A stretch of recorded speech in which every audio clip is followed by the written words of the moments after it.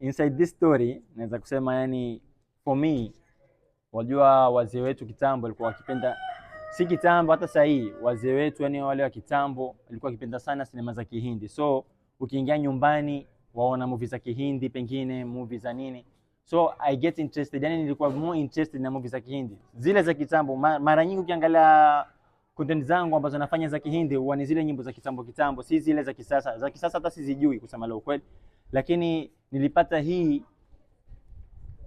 Bollywood songs za kitambo zilikuwa nazipenda. Yani kila mara ukiingia ndani ya nyumba ni Kahona, pengine kila mara ukiingia ndani ya nyumba ni Bazigar, pengine ukiingia ndani ya nyumba ni Mujhe Dosti Karogi, ushaona? Yani you enjoy that vibe ambayo yani imeclick kwenye moyo. So napenda tu yani kufanya hizo content kwa sababu ya wazee wetu. Tulikuwa tukiangalia hizo movie sana za Kihindi.